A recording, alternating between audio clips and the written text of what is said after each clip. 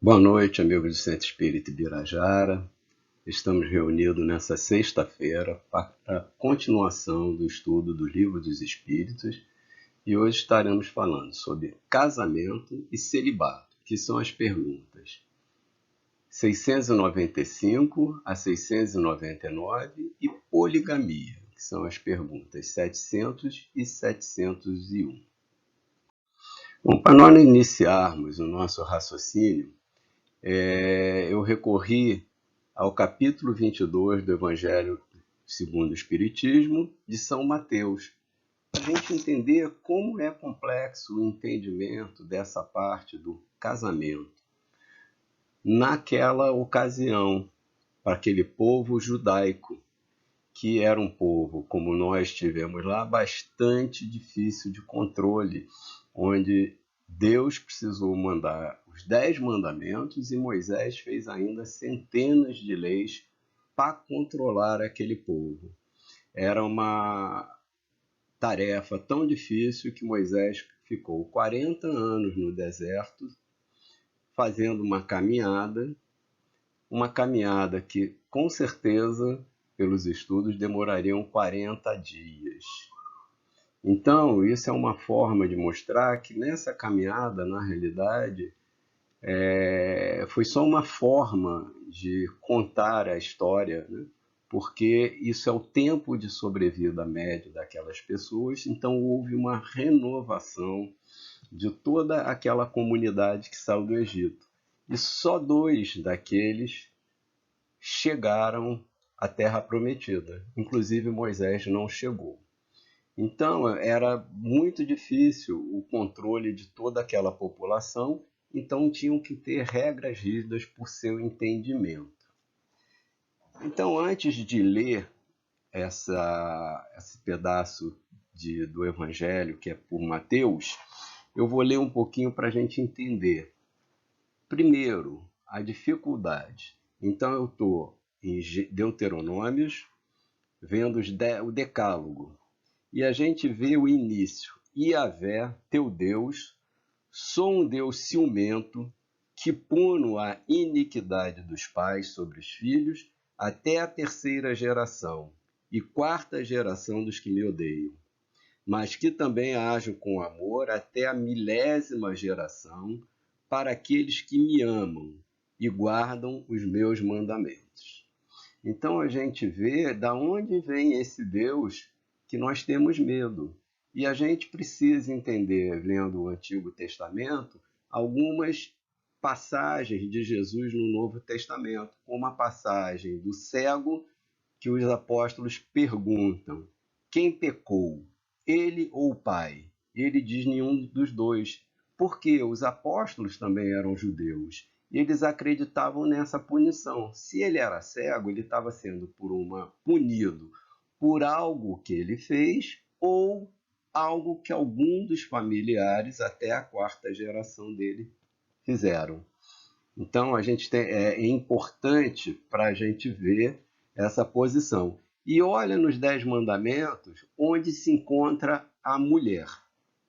Não cobiçará a casa do teu próximo, não cobiçarás a sua mulher, nem o seu escravo, nem a sua escrava, nem o seu boi, nem o seu jumento, nem coisa alguma que pertença a teu próximo. Então, as mulheres eram incluídas nas coisas que pertenciam ao homem. Quando elas saíam da sua casa e se casavam, elas passavam a pertencer a seus maridos, como todas as outras coisas ali elencadas. Então, toda essa explicação é necessária para a gente também ver a evolução que nós tivemos durante esse tempo todo de história. Então, Mateus traz as palavras de Jesus. Também os fariseus vieram ter com ele para o tentarem e lhe disseram: será permitido a um homem despedir sua mulher por qualquer motivo? Ele respondeu: não lestes que aquele que criou o homem desde o princípio os criou macho e fêmea e disse: por essa razão o homem deixará seu pai e sua mãe e se ligará à sua mulher, e não farão os dois senão uma só carne. Assim, já não serão duas, mas uma carne só. Não separe, pois, o homem o que Deus juntou. E a gente já vê aqui duas leis, as leis divinas, que faz a junção das pessoas pelo amor, e a lei dos homens, que são as leis civis e as aproximações entre duas pessoas por os mais diversos interesses. Interesses econômicos, interesses de projeção pessoal, toda uma gama de interesse, muitas vezes sendo menos importante a lei do amor. Então, mas aí os fariseus continuaram. Mas por que então retrocaram eles? Ordenava Moisés que o marido desse à sua mulher um escrito de separação e a despedisse. Jesus respondeu: foi por causa da dureza do vosso coração que Moisés permitiu que despedisses vossas mulheres. Mas no começo não foi assim. Quando só vigia a lei do amor, não era assim. Mas a lei dos homens foi deturpando e houve uma necessidade de uma intervenção de Deus para ter uma organização mínima. Por isso vos declaro que aquele que despede sua mulher, a não ser em caso de adultério, e desposa outra, comete adultério. E aquele que desposa a mulher que outro despediu, também comete adultério. Então está em Mateus. Então nós vemos que é um texto para hoje em dia, quando a gente lê, se não fosse uma doutrina de uma fé raciocinada, ia ser bastante complexa para o nosso entendimento. E nós vemos vários segmentos religiosos que seguem isso até hoje a ferro e fogo, independente se as pessoas são felizes ou não. E como nós vemos no Evangelho, essa postura de impedir que o amor prevaleça e que não haja sofrimento mútuo num relacionamento interpessoal faz com que pessoas permaneçam juntas apesar de o amor já ter acabado. E o amor deveria ser a única forma de união entre essas pessoas.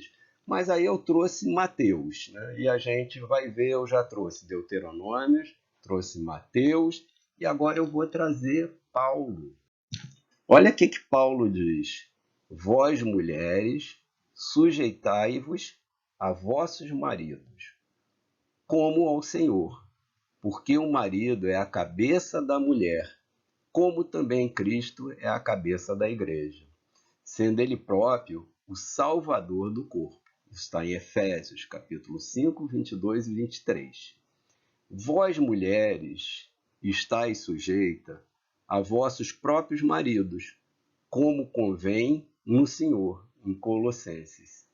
Bom, nessa hora eu sei que 80% das mulheres que estão assistindo esse estudo estão com vontade de me esganar, não podendo me esganar porque estamos num relacionamento virtual, estão doidas para desligar e não ver essa aula.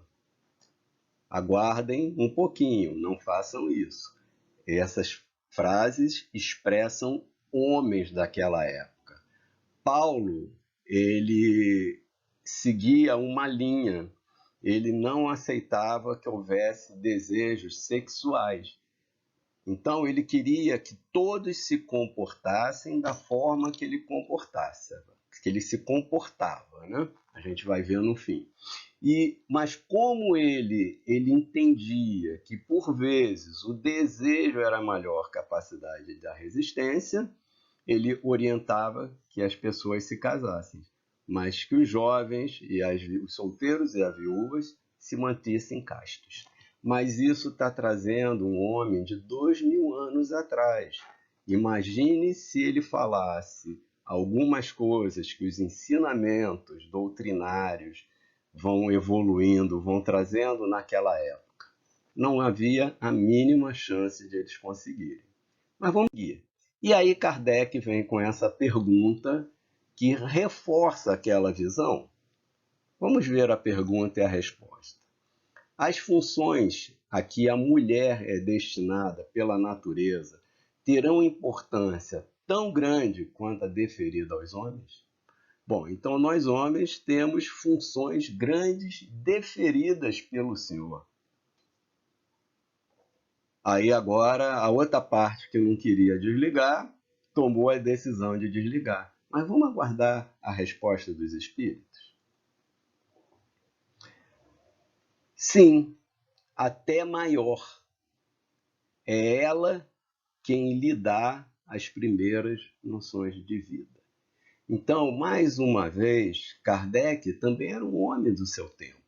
E ele trazia incorporado nele toda aquela cultura onde o homem era a cabeça do casal, era o líder, a mulher era relegada aos trabalhos domésticos, e ele faz a pergunta tranquilamente. A função do homem é superior, né? E para surpresa dele, não. A função das mulheres é maior. Ela que dá as primeiras noções de vida. Então, quem desligou perdeu essa parte, que é a parte redentora do estudo. Mas então nós vamos agora para a parte das perguntas do estudo hoje. Será contrário à lei da natureza o casamento? Isto é, a união permanente entre dois seres? Então, o Kardec traz, né, se dois seres são fadados a ter uma união permanente. E se essa união permanente é contra a lei da natureza? Porque também nós vamos aos mundos primitivos, vamos ver que existia um relacionamento múltiplo dos homens com várias mulheres. E aí isso deve ter ou tem uma série de implicações antropológicas, como maior número de habitantes por lugar, trazendo maior força, trazendo segurança territorial. Tem toda um arcabouço, mas muito longe da lei moral. Era simplesmente o primitivismo mesmo, a necessidade da manutenção da espécie. Nós precisamos lembrar que uma gestação demora 9 meses. Então, existia uma necessidade do homem ter mais de uma mulher, né? De ser polígamo. Apesar da gente hoje entender, alguns países ainda mantêm isso legalmente, a gente entenda hoje que isso não é uma coisa adequada, que os relacionamentos devem se manter pelo amor, pela proximidade, pelo entendimento. E aí, o que responde Kardec? É um progresso na marcha humana. Então, o casamento foi um progresso da marcha humana. Foi a necessidade de dois seres se juntarem, terem a procriação e cuidar da sua prole. Porque provavelmente antes não existia isso, né? Não existia um cuidado com as crianças, porque era uma mulher com a criança sozinha, o homem saindo para caçar, responsável por várias pessoas na tribo. Então, o casamento é um progresso da marcha da humanidade. Seguindo, Kardec pergunta: que efeito seria sobre a sociedade humana a abolição do casamento?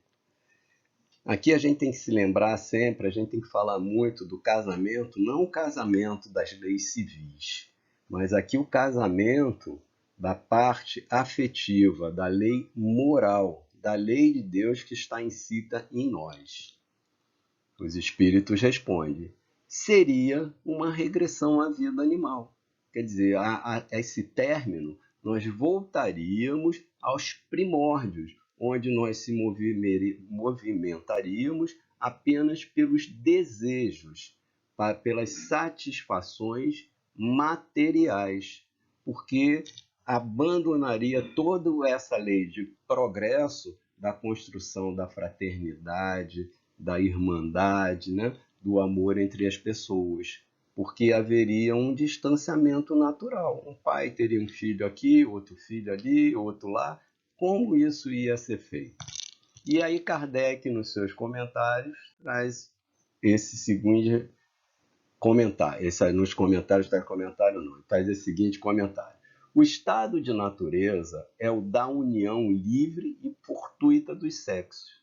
Então não haveria nenhuma regra na natureza. Existia o contato fortuito dos sexos e acabou.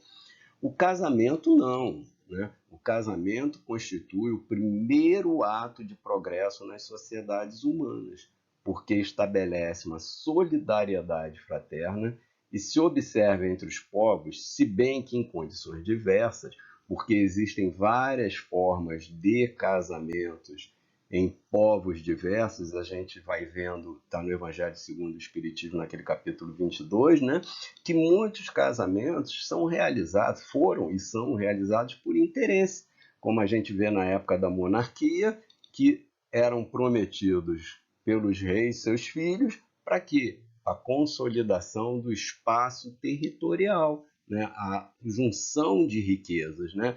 Então existia sempre a soma ou a multiplicação da riqueza e do poder, e nunca conseguia se vislumbrar a divisão desse poder e desse poder econômico.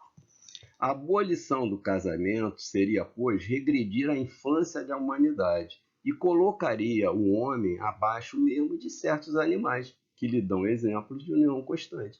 Então, tem animais que são monogâmicos. As araras, vários desses animais, dessas aves, né? A maritaca, elas são monogâmicas. Elas elegem seus parceiros e permanecem com ele durante toda a vida. Se um deles morre, ela não tem outro parceiro.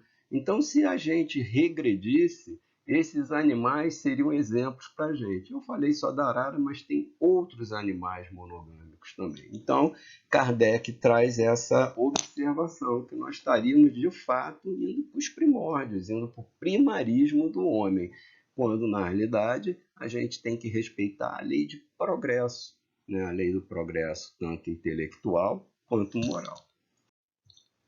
Está na lei da natureza ou somente na lei humana a indissolubilidade absoluta do casamento. Então aqui a gente vem falando, é uma lei de Deus a indissolubilidade ou é uma lei humana? Bom, pelo que eu tenho comentado até agora, a gente já infere a resposta, mas vamos a ela. A lei humana, muito contrária, é uma lei humana muito contrária à natureza, mas o homem pode modificar suas leis. Só a lei das naturezas são imutáveis. Então Deus não quer que nenhum de nós permaneça em um relacionamento onde não haja a felicidade, onde não haja fraternidade, onde não haja a irmandade real entre essas pessoas. Essa é uma lei humana. Hoje a gente já tem a lei do divórcio no Brasil, em vários outros países não. E a gente vai vendo que essa lei social, alguns dogmas religiosos, levaram ao quê? A sofrimentos maiores, né? A pessoas que viviam no casamento, odiando seus parceiros anos e anos e anos submetidos. As mulheres muito mais nessa situação e os homens criando outras famílias. Eu trabalhei em unidade coronariana, onde várias vezes na hora da visita, nós que não tínhamos nada com aquela situação, mas precisávamos manter a ordem do ambiente, precisava organizar a visita de duas famílias.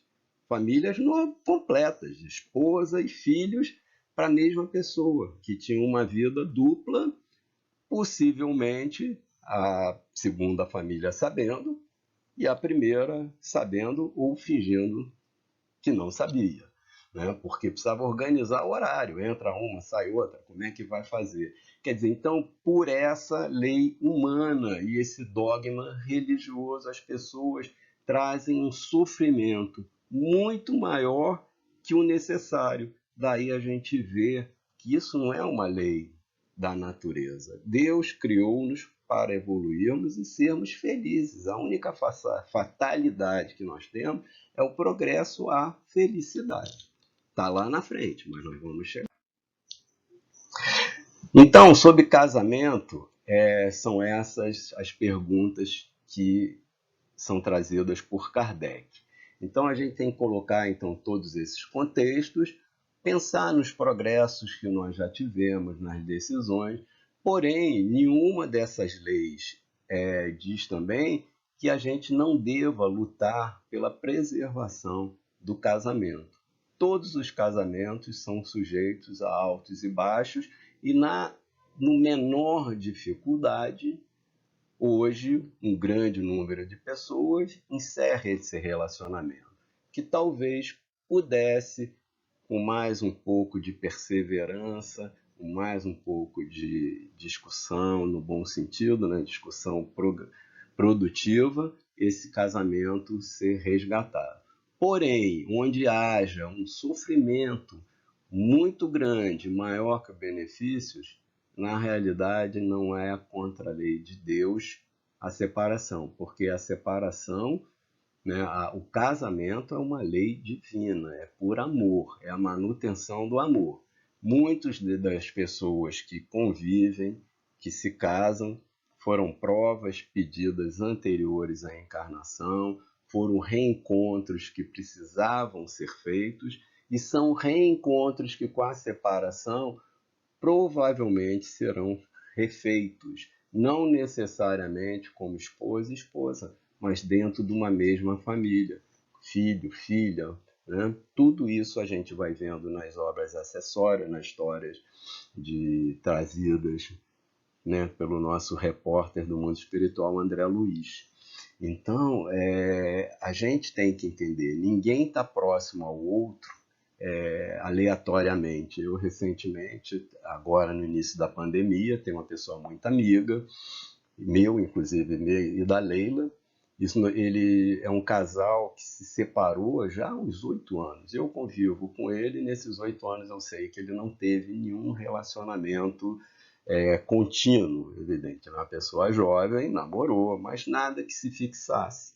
E ele me ligou muito feliz que depois de muitas dificuldades, eles iam voltar a viver juntos. Uma das coisas interessantes que ele falou, nesses 7, 8 anos que eu estou separado, mesmo em outra casa, eu fazia meu evangelho da família no domingo, e múltiplas vezes ele fala, talvez a maioria, caía sempre nessa indissolubilidade do casamento, né? Mostrando que possivelmente, de alguma forma, não tinha acabado nessa vida aquele relacionamento, que eles precisavam resgatar. E foi uma notícia nesse início da pandemia que eu e Leila ficamos muito felizes, porque nós gostamos muito do casal, né? Mesmo eu tendo muito mais contato com ele, mas muito ele já separado, ela me ligava, conversava, pedia orientações, eu dava, mas ela não aceitava, ele aceitava um pouquinho mais, mas eu fiquei muito feliz agora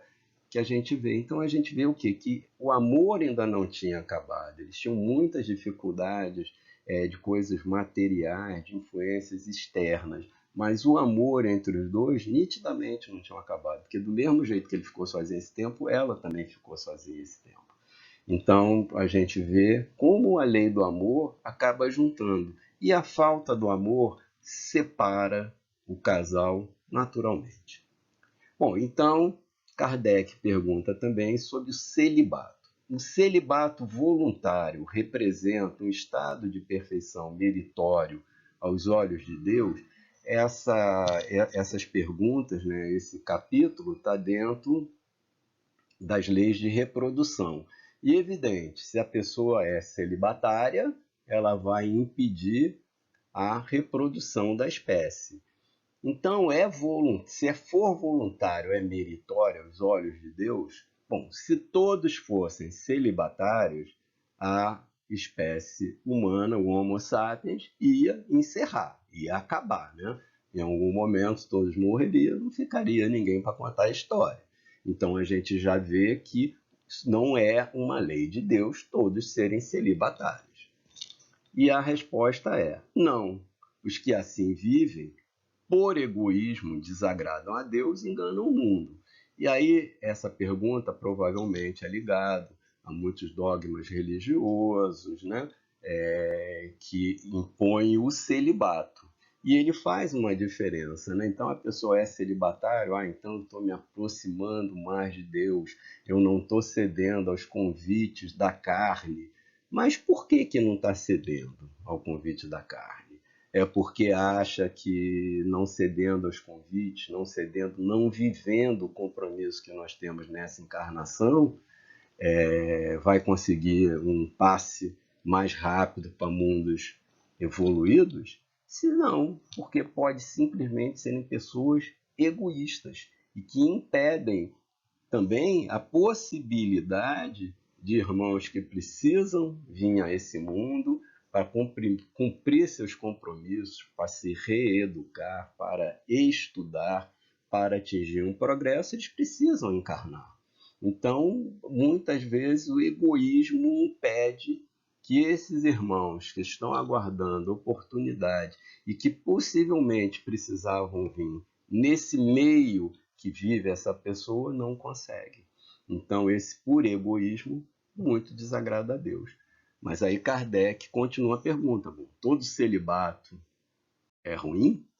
Então ele faz: da parte de certas pessoas, o celibato não será um sacrifício que fazem com o fim de se votarem de modo mais completo ao serviço da humanidade.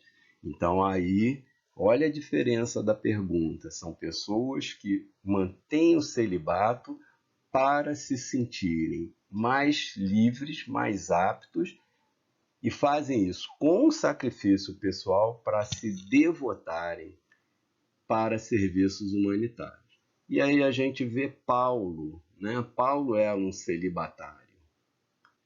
Jesus era um celibatário, né? Muitos pontos acima de Paulo, na comparação devia ser Jesus, depois Paulo. E aí a gente vai, Madre Teresa de Calcutá, Irmã Dulce,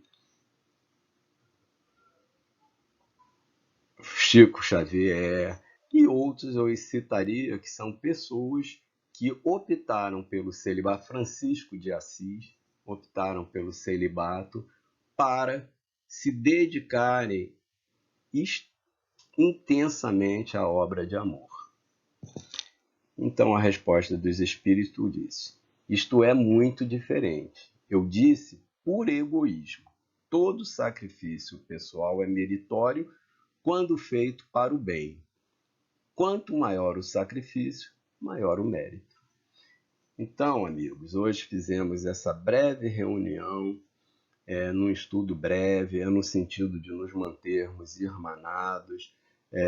Tenho conversado com a Ângela, com outros gestores. Isso é uma forma de nos aproximarmos, porque com certeza, com o número de estudos que hoje a gente tem na internet, de palestrantes, com certeza, com maior conhecimento, maior facilidade de transmissão de ideias, que nós que estamos começando agora, eu principalmente, vão trazer sobre qualquer um desses temas que nós nos propomos.